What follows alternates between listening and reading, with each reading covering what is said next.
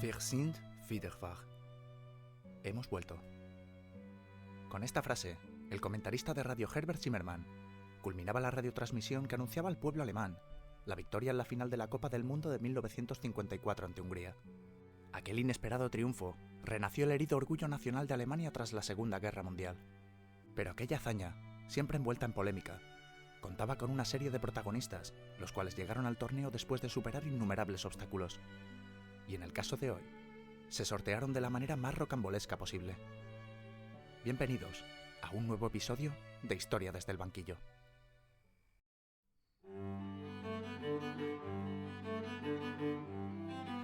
El 31 de octubre de 1920 nace en Kaiserslautern, Alemania, el protagonista de nuestra historia, Fritz Walter.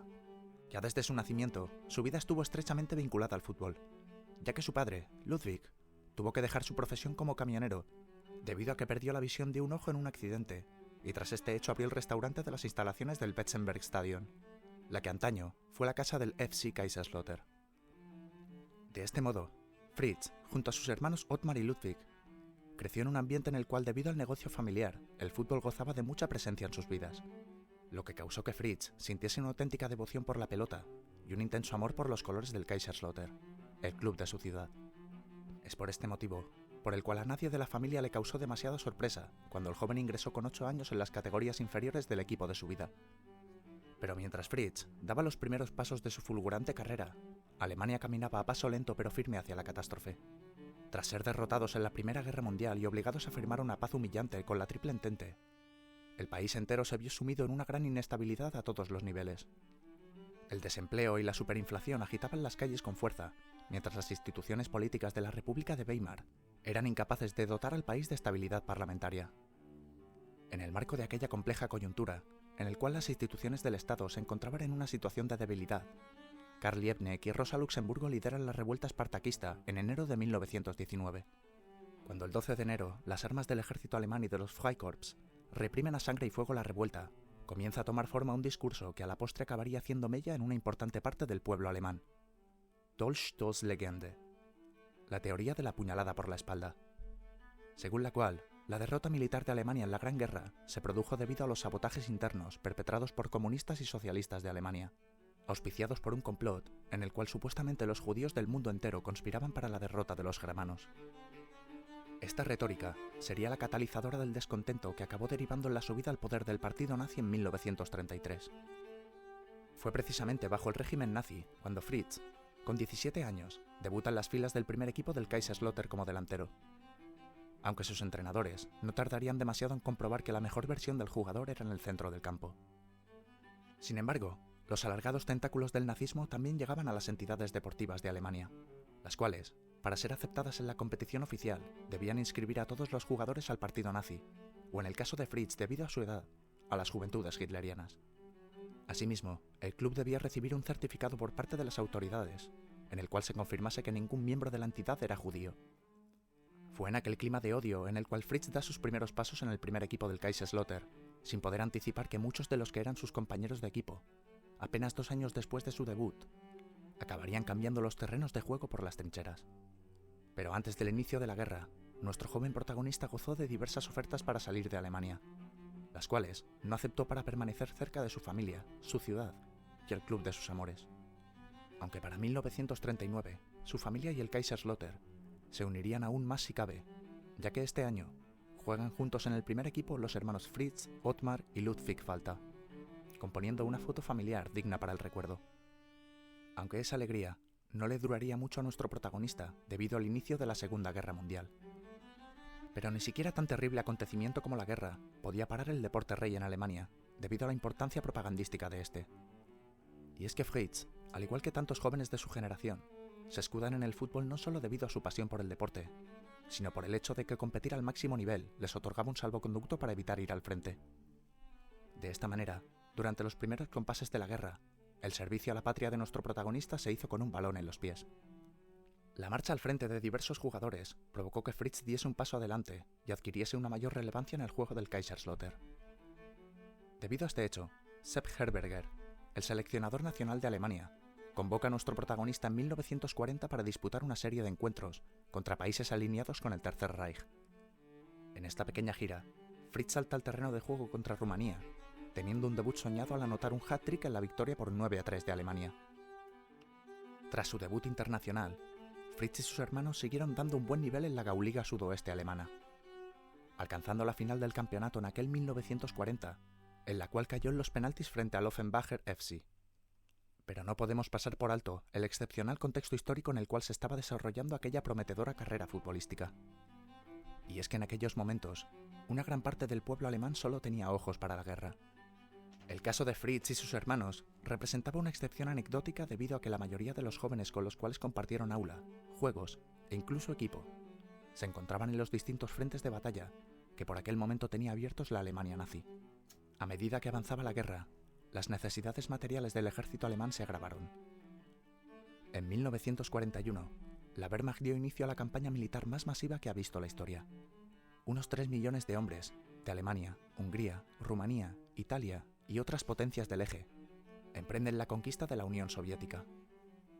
Paralelamente, un despreocupado Fritz Walter, ajeno a todo lo que se le venía encima, realiza una memorable temporada con el Kaiserslautern, en la cual de nuevo vuelve a rozar la gloria en el campeonato regional, en el que quedaron segundos por detrás del Saarbrücken por un escaso margen. En esta campaña, Fritz firmaría unas cifras escandalosas al anotar 39 goles en 14 partidos. Nada mal para un joven de 21 años. Y es que a la siguiente temporada, cuando este joven pensaba que este año iba definitivamente a alzarse con el campeonato, Fritz Walter y su hermano Ottmar fueron llamados a filas. Pero poco antes de su incorporación a las Fuerzas Armadas alemanas, Fritz disputaría un partido entre la selección germana y Hungría, en lo que sería un anómalo precedente de la final del Mundial de 1954. En aquel encuentro, los alemanes se impusieron por 5-3 y Fritz Walter anotó 2 goles. Recordad este partido, porque años después nuestro protagonista afirmó que aquel fue el partido más importante de su vida. Una vez que cambió el balón por el rifle, Fritz fue desplegado en los siguientes años en los teatros de operaciones de Francia, Córcega y Cerdeña, hasta ser movilizado hasta el frente oriental. Pese a que la información de la que disponemos de la participación en la guerra es difusa entre 1943 y 1944, con el resultado de la guerra ya prácticamente visto para sentencia, su unidad de paracaidistas es arrojada en la frontera entre Eslovaquia y Hungría, en un contexto en el cual tras la derrota nazi en Stalingrado, las tropas soviéticas avanzaban de forma firme hacia el oeste. Pero para Fritz, la guerra acabó antes de tiempo. O mejor dicho, pasó una nueva fase en la cual no dejó de temer por su vida ni un instante. Y es que en aquella operación, él y otros miembros de su unidad caen prisioneros en manos del Ejército Rojo y son trasladados al campo de Maramureș-Sighet, en la actual Rumanía. Durante su estancia en aquel campo de prisioneros, las precarias condiciones en las cuales se encontraban él y sus compañeros provocaron que las enfermedades camparan a sus anchas, causando que en enero de 1945 Fritz Walter contrajera la malaria. Debido a esta enfermedad, Fritz debía refugiarse del sol, el cual le provocaba un enorme dolor en las costras que tenían su piel. Por este motivo, nuestro protagonista sentía un enorme alivio en los días lluviosos, en los cuales, mientras sus compañeros se refugiaban en los barracones para huir del agua y el frío, Fritz paseaba exponiendo su cuerpo a las inclemencias del tiempo. Sus compañeros lo miraban atónitos y trataban de persuadirlo para resguardarse y que no cogiese una pulmonía, la cual, en las condiciones del campo de prisioneros, resultaba una condena de muerte prácticamente segura, advertencia ante las cuales hacía caso omiso. Aquella lluvia era lo más parecido a sentirse en casa. Aunque la situación desesperada de este hombre, el cual solo encontraba consuelo en la lluvia y el hecho de tener cerca a su hermano Ottmar, daría un paso más hacia el abismo. A principios de 1945, las tropas soviéticas llegaron al campo en el cual se encontraban Fritz y Ottmar, con una orden muy clara: deportar a todos los prisioneros alemanes del campo a una serie de gulags en Siberia.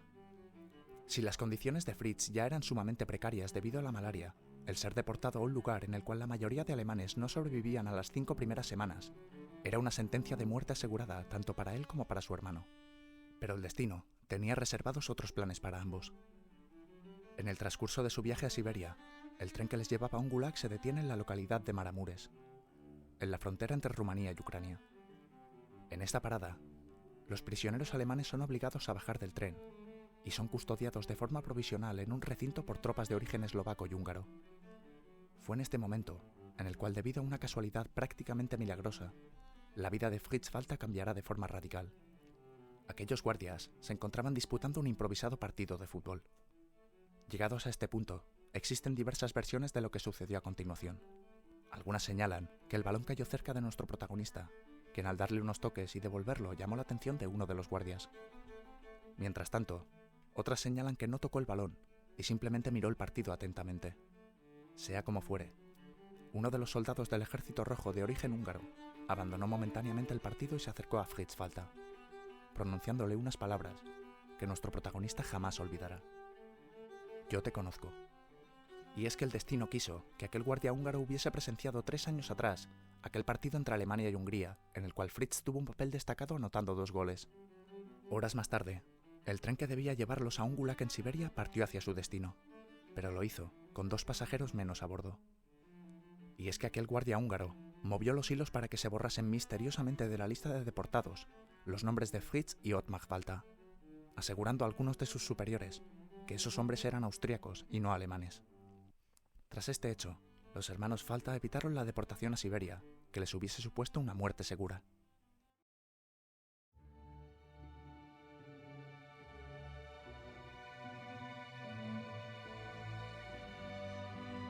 En 1947, Fritz y Ottmar son finalmente liberados y regresan a Kaiserslautern, encontrando ante sus ojos las profundas heridas y el marcado trauma que la experiencia de la guerra había supuesto para el pueblo alemán. A nivel económico, se encontraba el mayúsculo reto de reconstruir el país, y a nivel mental, la colaboración de una parte importante del pueblo alemán con la causa nazi causó un sentimiento de culpabilidad colectiva ante fenómenos como el Holocausto. Si el país en su conjunto se encontraba devastado, la competición futbolística no podía ser una excepción. El fútbol no regresó a los terrenos de juego alemanes hasta 1947, ya que después de la guerra, la situación de carestía era tal que los torneos amateurs amistosos disputados entre 1945 y 1947 tenían como premio para el equipo ganador alimentos y bienes de primerísima necesidad, siendo conocidos popularmente como los Kartoffelspiele, los partidos de la patata, siendo este un premio recurrente a los campeones en aquellos difíciles tiempos. Además, el fútbol alemán sufrió una fuerte reestructuración en la posguerra a ambos lados del telón de acero. En la Alemania federal, a partir de 1947 las Gauligas eran cosa del pasado y daban paso a la Oberliga. No obstante, seguía siendo un formato de ligas regionales en el cual los campeones de cada región se enfrentaban en una fase final para determinar el campeón nacional. Pese al paupérrimo estado de nuestro protagonista, malnutrido y con secuelas de la malaria, nada más llegar se pone manos a la obra a tratar de reconstruir el club de sus amores. Aunque sería normal pensar que tras estas duras experiencias de la guerra, Fritz no volvería a rendir igual sobre el campo. En aquella dura época nos ofreció su mejor versión sobre los terrenos de juego. Y es que aunque jamás volvió a superar su escandaloso registro de la temporada 41-42 de 39 goles en 14 partidos, fue de menos a más para convertirse en una pieza clave de las 5 Oberligas del suroeste consecutivas que conquistó el Kaiserslautern entre 1947 y 1951, forjando su nombre en letras de oro en la historia del club de su niñez y de su vida junto a su hermano Ottmar. Aunque lamentablemente, en aquel histórico Kaiserslautern faltaba Ludwig Walter, el tercer hermano, al cual previamente a la guerra gran parte de los aficionados del club consideraban el mejor de los 3. Pero el destino quiso que Ludwig viese los triunfos de sus hermanos desde la grada, al haber perdido una pierna en el frente oriental. Pese a los éxitos del Kaiserslautern, las cicatrices de Alemania tras la guerra seguían abiertas, y eso se manifestó en el veto de la FIFA a Alemania de participar en el Mundial de 1950. Una parte de la Europa occidental se negaba a integrar a Alemania en su bloque debido a los crímenes cometidos en la guerra. Aunque jamás sabremos qué nivel hubiese dado Fritz Walter en la Copa del Mundo de 1950, es seguro que el futbolista se encontraba en uno de los mejores momentos de forma de su carrera. Pese a que Alemania estuviese apartada en el plano futbolístico internacional, nuestro protagonista logró despertar el interés de clubes fuera de las fronteras de su país. En 1951, después de que el Kaiserslautern conquistase su 5ª Oberliga consecutiva y lograse finalmente alzarse como campeón nacional, el Atlético de Madrid mostró un gran interés en hacerse con sus servicios. Debido a la paupérrima situación del país, Fritz pensó muy seriamente en la salida del club de su vida hacia tierras españolas. Fue la única vez que estuvo cerca de salir del equipo, aunque finalmente el corazón se impuso y permaneció en el Kaiserslautern hasta el final de su carrera. Aquella decisión, años después, se revelaría como un completo acierto.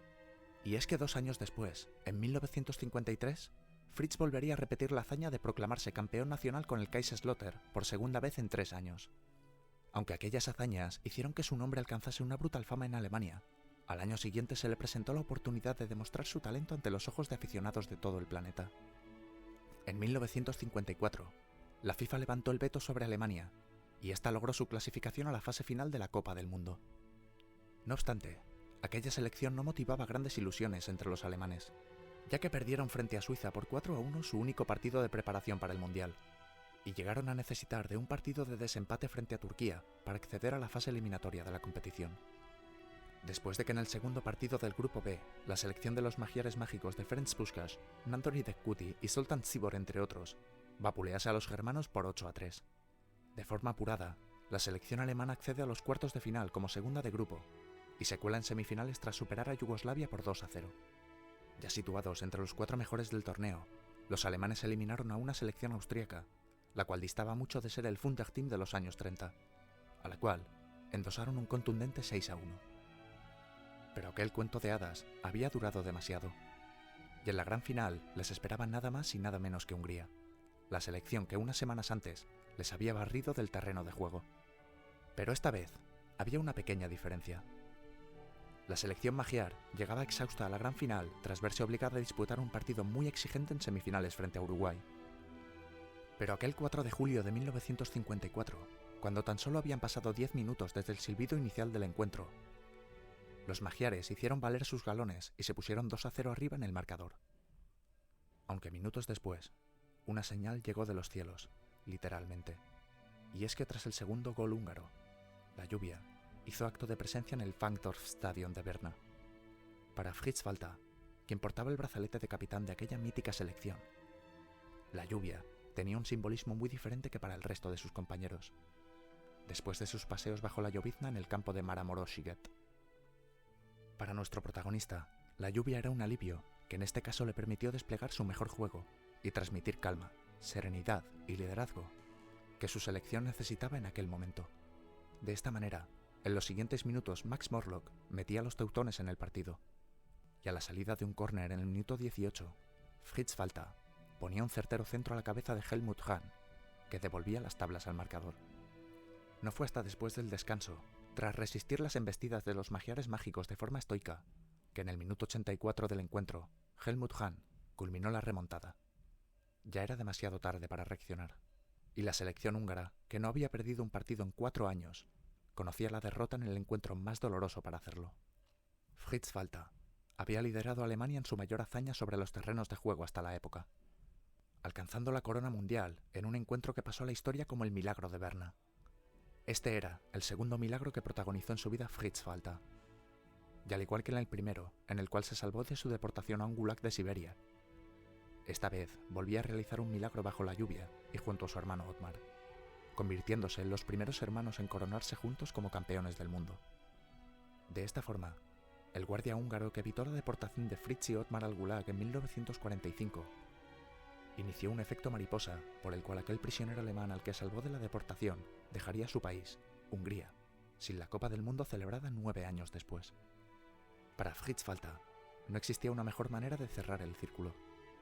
Si aquel Alemania-Hungría de 1942 hizo que fuese reconocido por un guardia que le salvó la vida en 1945, el partido entre Alemania y Hungría de 1954 causó su reconocimiento a ojos del mundo entero.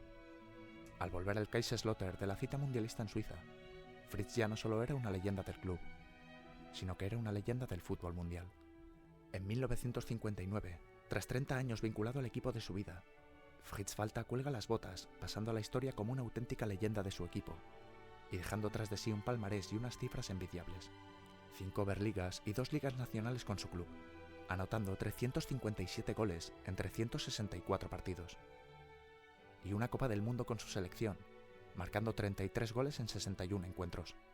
Sin duda, uno de los futbolistas más influyentes de la historia del fútbol alemán, que sirvió de inspiración para la generación liderada por Franz Beckenbauer, que ganó la segunda Copa del Mundo en 1974. El futbolista favorito de tu futbolista favorito. Tras su retiro, no se desvinculó del fútbol, dedicándose a escribir libros sobre el deporte rey, y siguió siendo habitual verlo en el Betzenbergstadion, recibiendo frecuentes homenajes del club, que desde su nacimiento se convirtió en su casa. El más notable de estos homenajes fue cuando el 31 de octubre de 1985, en sus 65 cumpleaños, el Kaiserslautern cambió el nombre de su estadio de Betzenbergstadion a Fritz-Walter-Stadion. Un reconocimiento a la altura de su leyenda y de un auténtico One Clubman. El 17 de junio de 2002, Fritz Walter falleció a los 81 años mientras dormía en su casa de Alsenborn, en Alemania. Si bien su muerte sacudió a los aficionados de todo el país, en Kaiserslautern causó una enorme conmoción. A partir de ese momento, los homenajes a Fritz Walter en la grada se multiplicaron en forma de tifos y pancartas para recordar al hechicero, el hombre que los llevó a la gloria a nivel nacional en 2 ocasiones y que además contribuyó sobre los terrenos de juego de Suiza a proclamar a su selección como campeona del mundo, ayudando a cicatrizar las heridas del pueblo alemán tras la guerra. Aunque como ya hemos dicho, su legado va mucho más allá de su palmarés, ya que representó no solo uno de los paradigmas de humanización del exsoldado nazi, junto a Bert Trautmann, sino un ejemplo a seguir en el campo para las generaciones campeonas del mundo de 1974 y 1990. Fritz, descansa en paz, porque el largo caminar bajo la lluvia, que fue tu vida en todos los sentidos, forma parte del legado que acompañará a los aficionados del fútbol hasta el fin de los tiempos.